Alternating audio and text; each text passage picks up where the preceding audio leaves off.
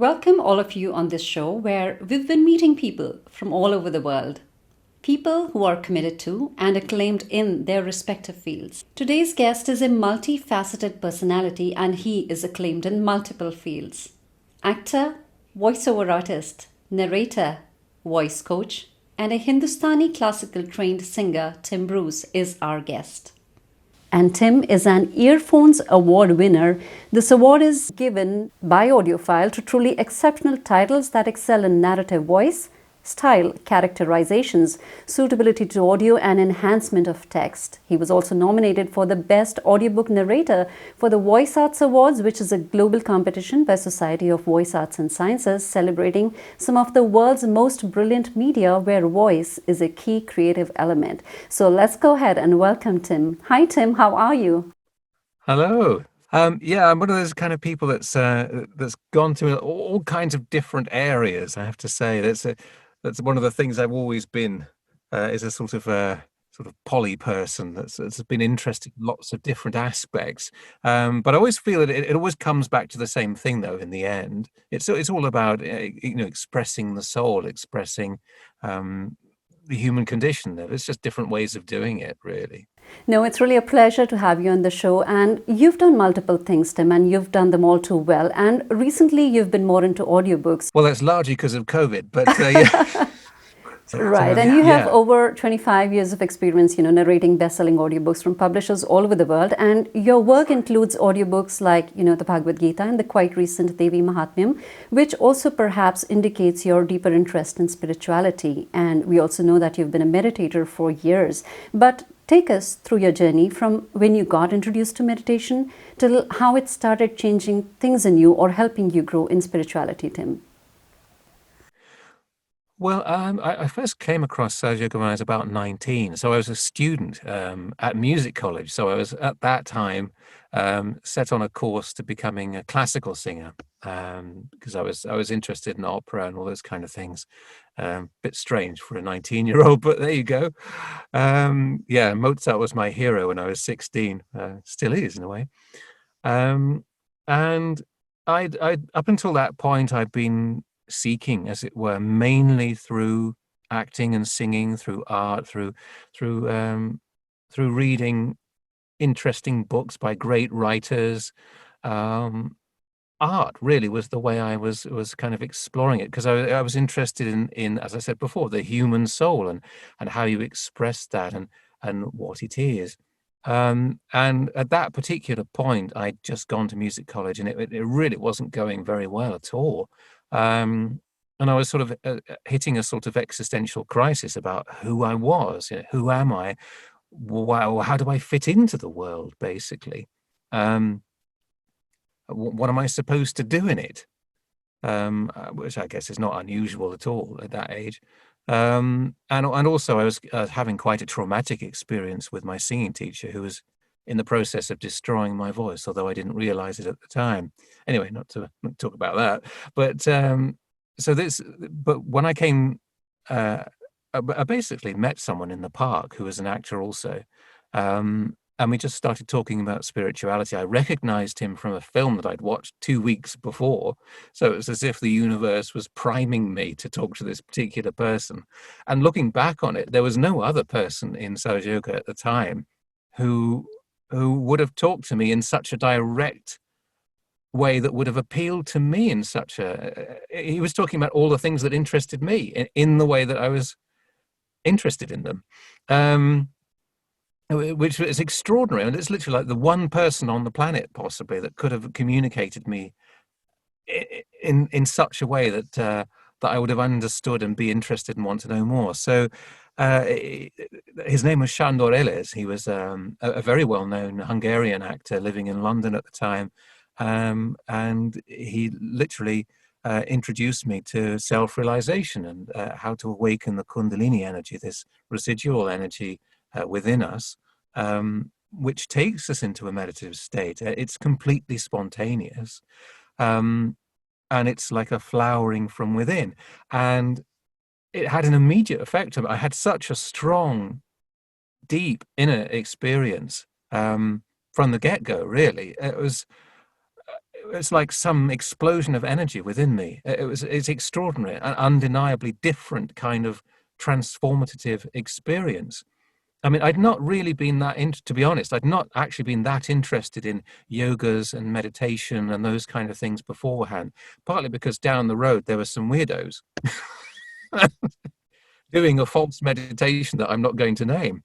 And I had didn't have a particularly good opinion of them or their effect upon the locality because they were doing false things.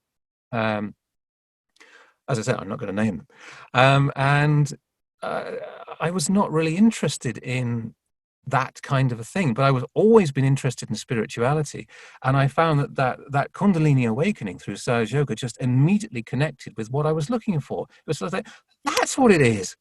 That's what I've been looking for. And it was just so immediately apparent that it was a complete actualization of something that was an integral and deep part of me, that it was an undeniable event that I could never walk away from. It was literally a complete revelation. And how did it change me from then on? Well, up until that point, I'd suffered from a degree of frustration and anxiety, as I said, about who am I, what am I? And then all of a sudden, I had a strong sense of connection with something within me. I mean, it was the transformation as such was immediate, but the process of discovery is gradual. Right. That's not immediate. In the same way that evolution is not immediate, it's a slow, gradual process. So from then on, you're having to sort of unpick the knots that are you. From that point on, really. But at least you have a strong reference point, an inner reference point. So it's not an external reference point. So it's not like, oh, he's the role model, I'm going to be like that. It's not like that at all. It's a very strong sense of inner self. Right. So you see the ideal, you perceive the ideal within you, you feel it, you sense it, you feel it literally on your fingertips and in your body and in your chakras, in a very actual physical way. And then you just follow that. You let it guide you. I mean, it's a long time ago, so I can't really remember exactly how I was, because I mean, I'm slightly unusual to some others insofar as that I was a born realized person. Either that, or I got realization at a very, very young age, because I discovered later I was very lucky to live within 500 yards, which is oh no, you do use yards in the States, of course, of Shri Mataji's house in the mid 1970s. So Shri Mataji lived in London and Shri Mataji is the founder of Sahaja Yoga. She lived in London and around London for 15 years, on and off. I mean, she traveled the whole world during that period. But during the mid 70s, which was when I was living just down the road from her house, I was there. Wow. And I had these kind of experiences, and also I could project my attention into the future and imagine myself as a 40-year-old person looking back. And I still do that. And it's as if I have a connection with myself as a 7-8-year-old child over time, which is still an active loop. I don't know, it's like something out of, I don't know, some kind of film. Something, but it's a very strong connection with my childlike self. And there are also times when I'm meditating that I again feel a connection with my ancient self, of having done exactly that in previous lives, essentially. And sometimes even in dreams, I get impressions of sometimes some things that I've been in other lives as well. I mean, it's not a usual thing, and it hasn't happened for a very long time. But yeah. So now, Tim, coming to talk specifically about the benefits of meditation in professions like yours. So compared to other professions, there seems to be so much more uncertainty in the world of actors, writers, directors, and they all experience an emotional spectrum that kind of like ranges from rejection to acceptance, criticism to recognition. And it's a ride that can be both hugely satisfying and at the same time very scary. So Well, How one do of the you main see? differences is, of course, is that we go for a lot of job interviews. I mean, most people go for a job interview, what, every few years maximum? We go for job interviews all the time. Right.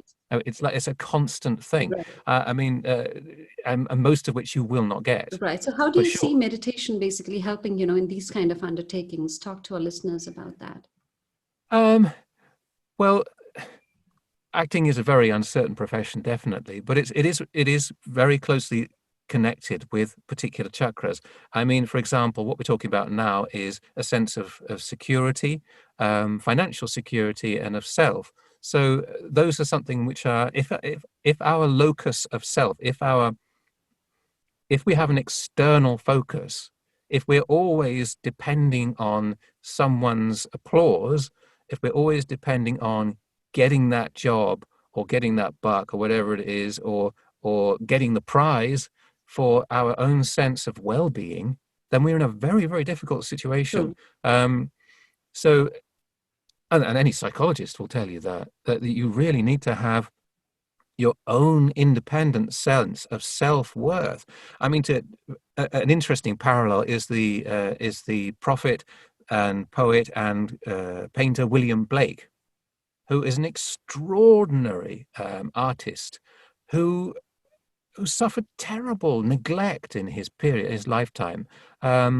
He was not understood at all as an artist, and it was a very long time before people recognized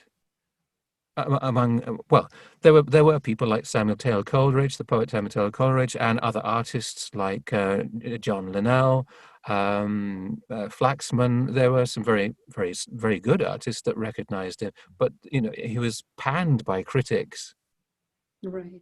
at the time. His exhibition in 1809 was absolutely panned, but he carried on.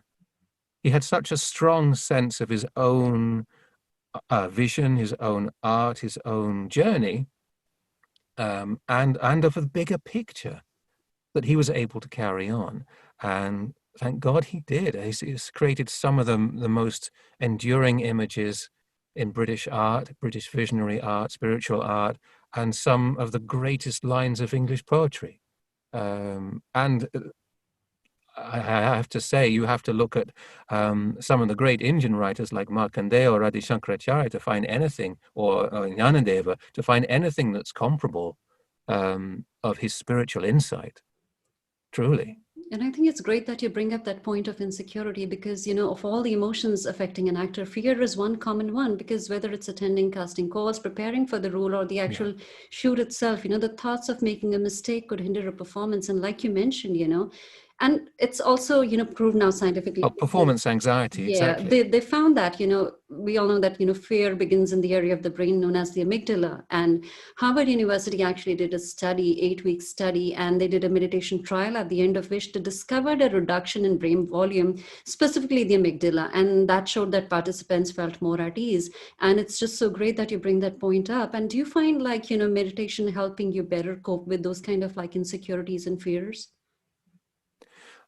Definitely. Where does this insecurity come from? Well, it's basically something which is linked to a chakra, again, center heart, and also to do with sense of well-being in the stomach, in the nabi. But you see, as actors, what we want is as much as possible to be in what Stanislavski called that creative state of mind, that flow. I mean, in terms of actors, in terms of meditators, we would call it a nirvichara state, a thoughtless state, but a thoughtless state where you're completely aware. So you're not so thoughtless that you're going to forget your next line. No, you're in a balanced state, a detached state, whereby you're completely aware of what you're doing. You're completely the master of your craft and of your art and of the moment. And you're able to occupy that moment and allow for inspiration and spontaneous creativity to come in. You're in the flow, you're in the zone. And what happens when you get anxiety is essentially, oh my God, you're suddenly over self-conscious about yourself. You're in a state divided from yourself. You are basically, you are detached, but not in a good way. You are mentally detached. You are observing mentally. You are critical of yourself. You're thinking, oh my God, in a moment, I'm going to have to go out on stage in front of 300 people or more, maybe 1,000 people, and I'm going to have to deliver that line. Oh my God, what is it? What's the line? What's the line? What's the line? Oh God, I can't remember what the line is. And then, you're completely lost when you go on stage, and that's how people get panic attacks. And that's when real stage fright takes place. I mean, the same can happen on set as well, in a film set. But you've got the option of the camera going again. You never have that option on stage. But then again, but being on set is a very different thing, because then the problem with being on set is that you're surrounded by people who are absolutely focused on the job that they're doing technically.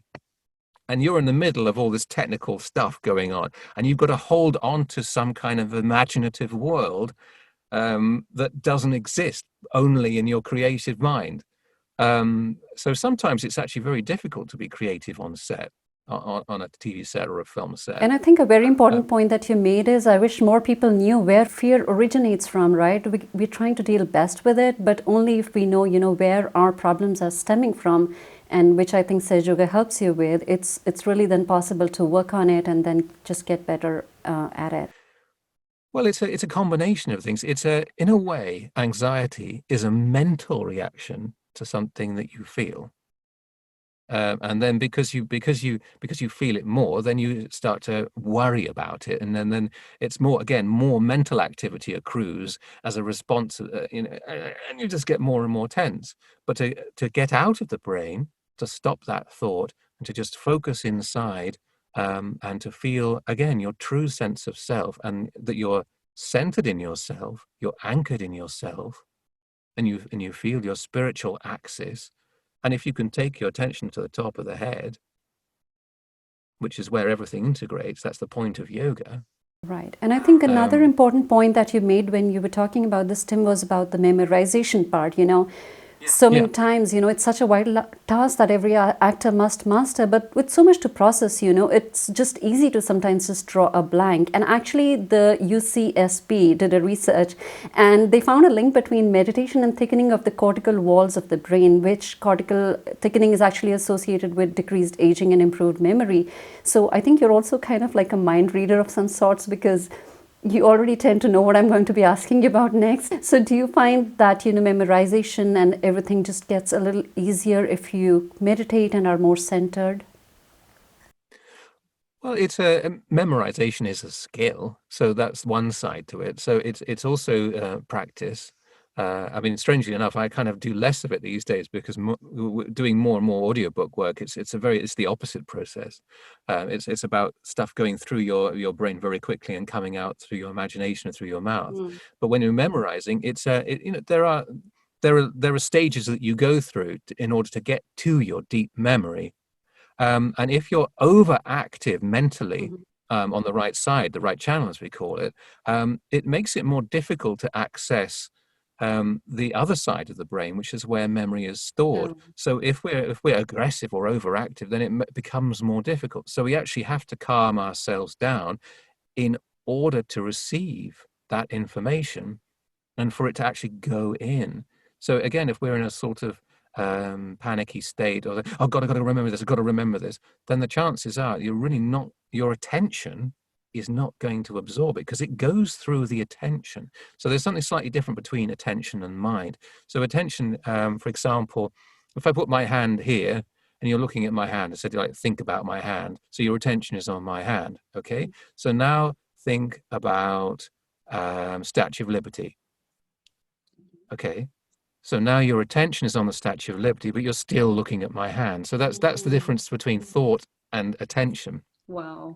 And so our emotions and everything, our being follows where our attention goes. And we actually suck the energy of that thing with our attention. So that if we put our attention into a calm place inside, then we're able to calm ourselves down.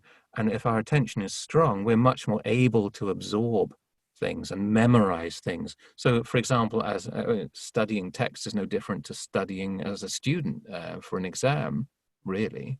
Although we have to do it verbatim. I mean, mind you, my Latin, I remember doing Latin exams with verbatim. I knew the entire Aeneid off by heart, which is probably why it's got such a high mark. But it's about clarity. It's about clarity of being and a clarity of mind.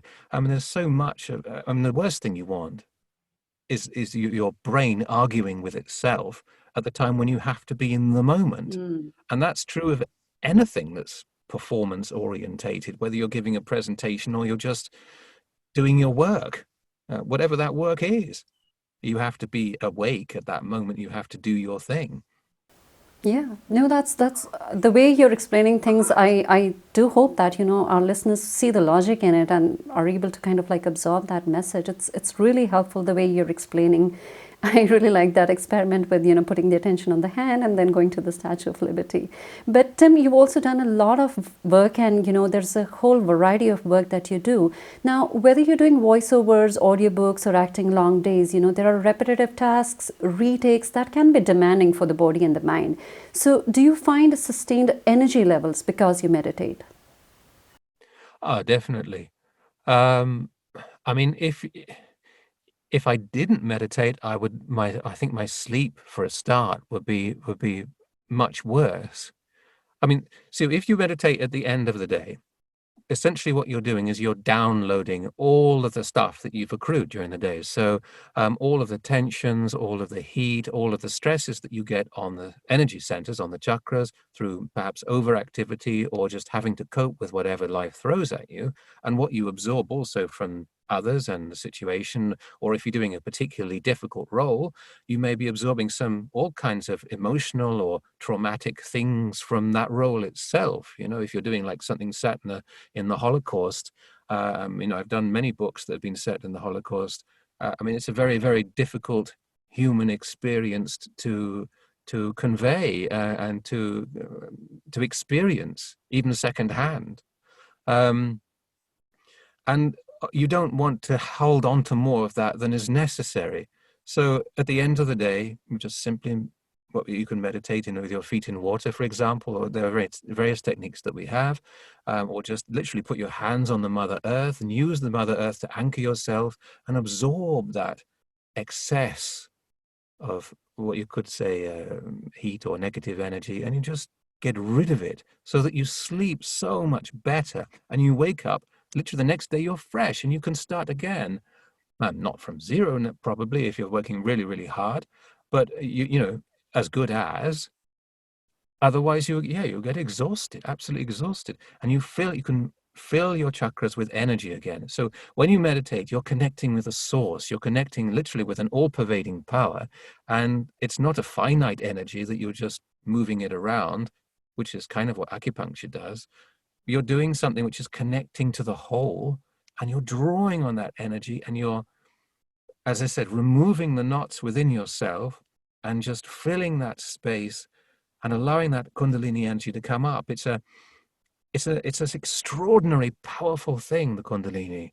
I mean, Srimati has described how it's 3 multiplied by 7, 21, to the power 108 strands of energy. When you first get Kundalini awakening, maybe like 1, 2, 3, or a few come up, and over a period of time, the potential for this huge amount of energy to come up is released. So yeah. And I think I picked up 2 points from what you were talking. You mentioned sleep, which can be a luxury for actors. Sometimes, shooting odd hours, it is easy to neglect that important function. And we all know sleep deprivation has its own health consequences. Then you're impacted personally, professionally. And the other thing that you mentioned as you were talking was, stress, and that popular stress hormone that we all know as cortisol now. It gets released and it causes increased heart rate, blood pressure, respiration, which is something that a performer does not want, right? And then meditation does help with better sleep and better stress management. Well, you're going to get anxiety. I mean, if you go on stage or if you go in front of a camera and you have to perform, you will feel nervous. I mean, there's no doubt about that. If you don't feel nervous, then you simply don't care about what you're doing. But it's a question of you do get a sort of fight or flight type of response, is what I'm saying.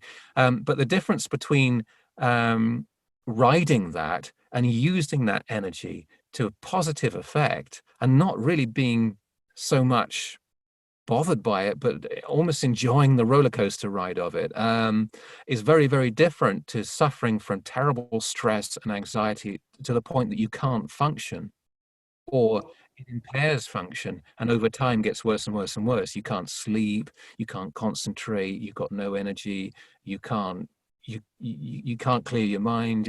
Oh, terrible.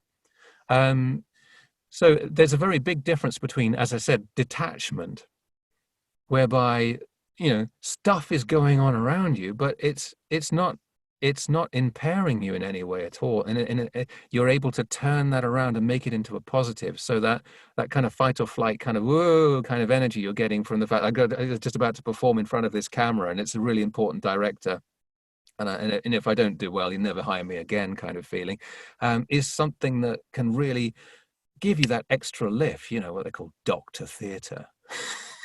It lifts you into this kind of transcendent kind of thing that, oh my God, if it wasn't for that, I never would have given such an amazing performance. Yeah, so now I wanted to talk to you, Tim, about the best known benefits of meditation, which is focus. And a lot of writing, acting, voice acting begins with observation of characters, for which it really helps to have focus.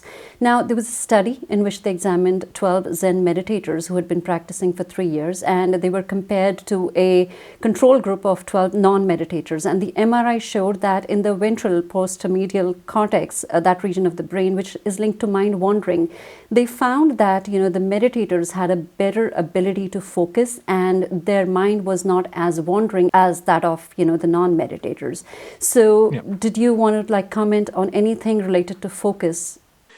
As I mentioned before, it's a lot to do with attention, and if you have basically what you could call an undisciplined mind, although that sounds a bit censorious, if you have a mind that you're not really in control of and it just kind of does what it wants, then your attention is going to follow that thought and it's going to run off, and it's going to exhaust you as well.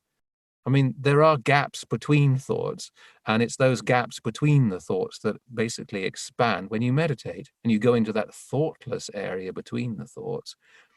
And that's when our attention settles also. And that's when our focus improves, to the extent that if you have pure, direct perception, I mean, we all know, for example, if we go to the seashore and there's an amazing sunset or something like that, and we just go, wow, look at that. You don't necessarily think, oh, isn't that an amazing sunset? It's just like the sunset I saw last year and blah, blah, blah, blah, blah. And when we were on holiday in San Diego, it's exactly like that. And it's a bit like the other one. I mean, some people might be like that, but you just don't, do you? You just you're blown away by the moment. And that's kind of what meditation is. You're in the moment. You're not in the future. You're not in the past. The moment is king, the now.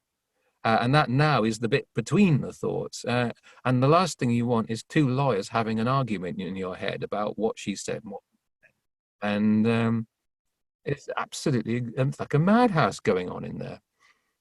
Might make a great radio play, but it's going to drive you nuts. I really love the way you put that message out in a way that we can relate to. But yeah, there are a lot of obvious and a lot of subtler benefits of meditation. But before we conclude our discussion today, any messages for the listeners in general, or for listeners engaged in professions like yours, Tim? I mean, meditating is about, as I said, it is a journey of self-discovery with a big S. So it's not about the ego. I mean, so often what makes our profession really tedious is the competitive ego juggling and just trying to battle for position and to stay in there. And even when you're doing the job, what makes it absolutely boring is if someone is doing a me kind of performance where, look how great I am, aren't I great, fantastic, look at this, oh yeah, love this. It's just not interesting. But and the more subtle you can become, and the more you can open yourself, then there's so interesting, subtle, creative energies can come through, and that's when it becomes interesting.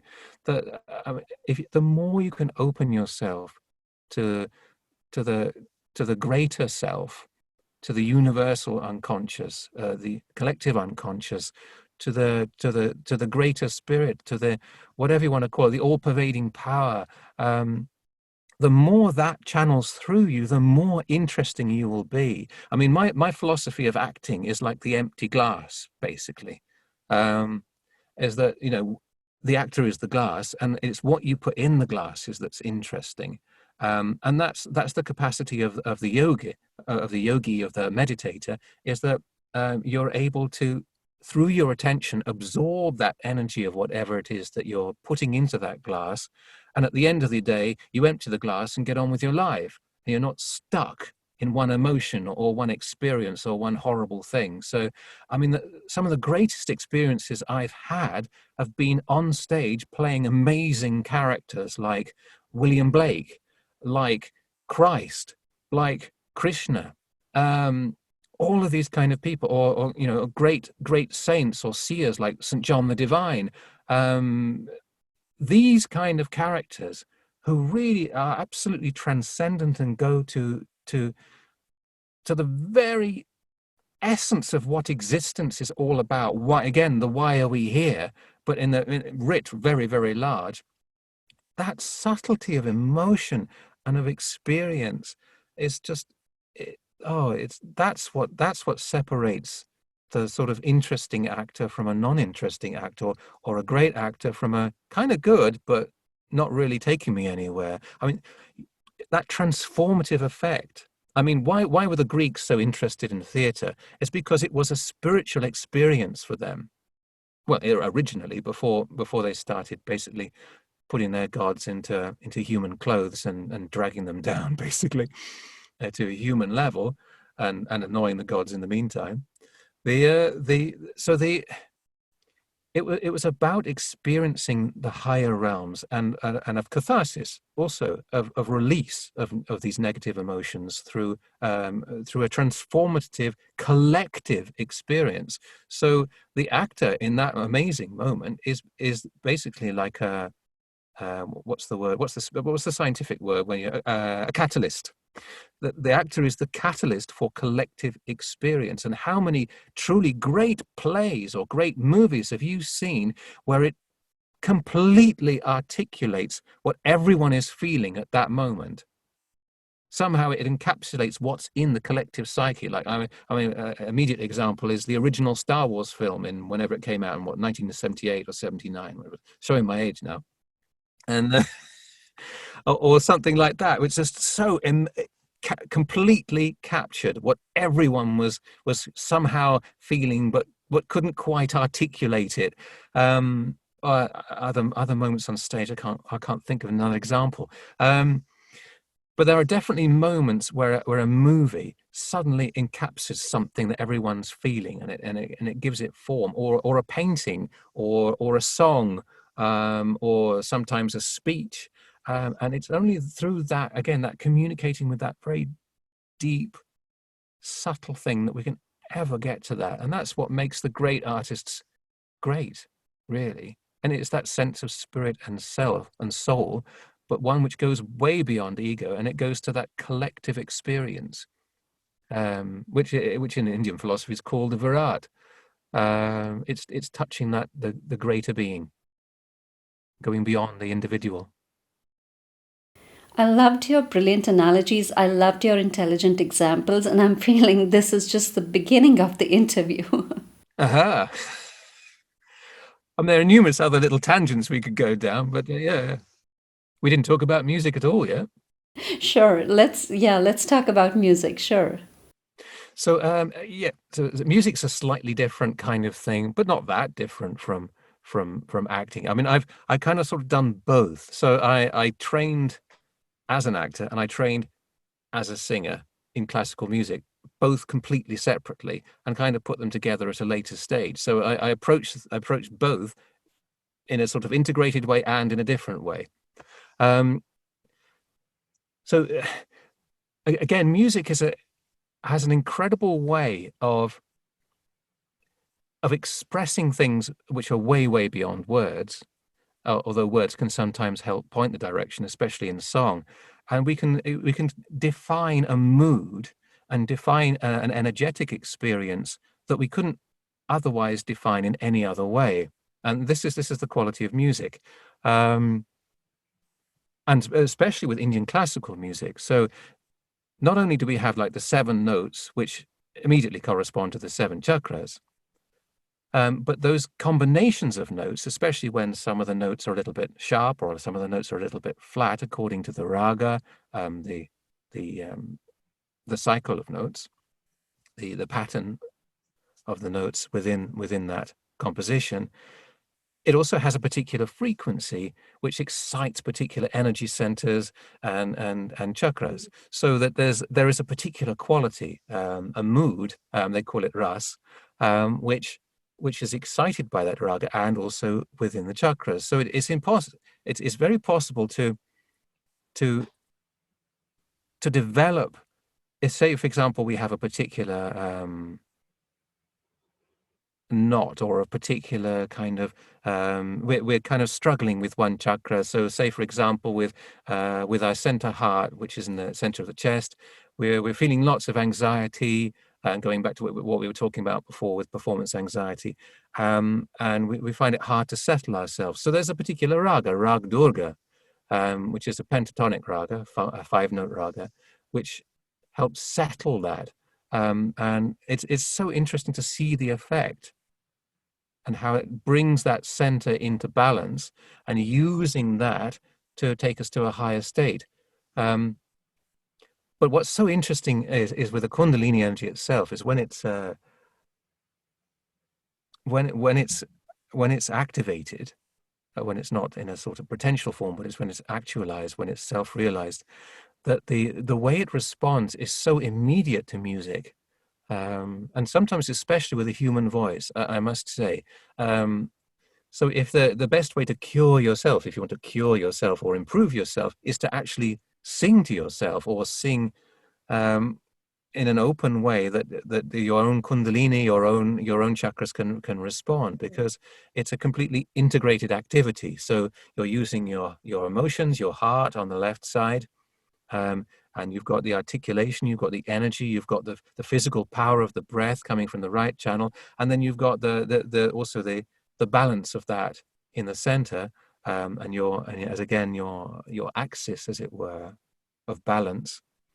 And these come together again at that point at the top of the head, which is that point of yoga, that point of integration, and these energies really start to express something sometimes very, very profound. And again, it's what I was talking about previously, about when you're able to touch that greater spirit, or that greater consciousness, which is way beyond the individual and which somehow taps into something which is common to everybody, that deeper sense, that all-pervading sense, and then articulating it.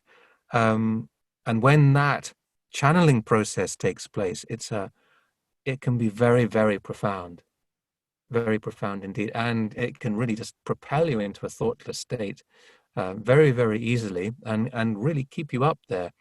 And there've been concerts that I've been attending in India and all around the world, which can go on for hours and hours and hours and hours, and you can be fully up there just because the music itself is somehow exciting all of your energies. All your energy centers are open, Kundalini is up there, and you're just full of this pure energy of creativity and the energy of life.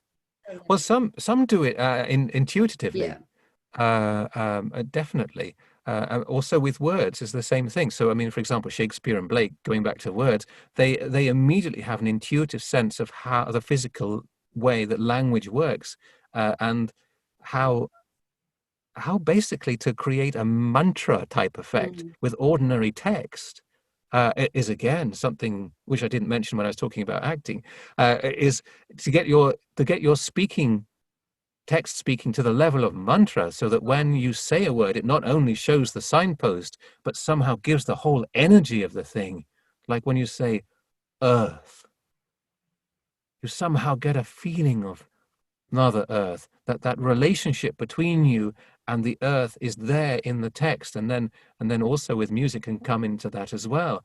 When you're singing the song of it, um, this is where it becomes really interesting and goes to, again, to the higher level. So it's not just a semantic thing which stands in pointing the way like a signpost. It energetically resonates with that thing, and it resonates not only in you but in the others. And this is when it gets really interesting, is that when it has an imaginative effect also, this whole visionary aspect starts to work in what they would call in Indian philosophy like the manas shakti starts to have that prophetic effect. Going again back to William Blake, it starts to become very, very interesting. And this is kind of somewhat what we're lacking in some performances of music and of theatre and film, is that that prophetic, imaginative quality is not quite there. Again, with that touching the infinite through that collective unconscious, which is there even in some scientific theories, is also imbued into that. To some extent, the connectivity of the Internet of Things is moving towards that, although there's some dangers involved in it. I'm not going to talk about that. That's where things get interesting, when we are a conduit for things much greater than ourselves. Again, it's what's interesting about an ensemble is that it's not the things themselves, but when the sum of the parts is much greater, basically, and that sort of dark matter, whatever you want to call it, that extra something comes into the mix from the universe, or from God, or from the divine, or from whatever, and then it becomes truly recreative every moment. So it's a living process. Meditation is a living process, and it's about connecting with that living process, whatever it is that you're doing. Not dead work. And this, unfortunately, the mental stuff is a bit of a dead work. Yeah. Although you can still have intellectual inspiration and write an incredible book about some subject. But that's different. That's about insight. That's about perception and wisdom and understanding, and also through the creative way you give that understanding to others. Well, yeah, you have a wealth of knowledge and a way of connecting through logic. And for today, I guess we'll just have to leave our listeners with a question: that could we think of meditation as yet another type of coach or tool that can ease our fears and help us find balance in uncertain situations? But thank you, Tim, for coming and talking to our listeners from the wealth of your experience. Thanks Yeah, once again sure. for being on the show. It was lovely talking to you today. Thank you.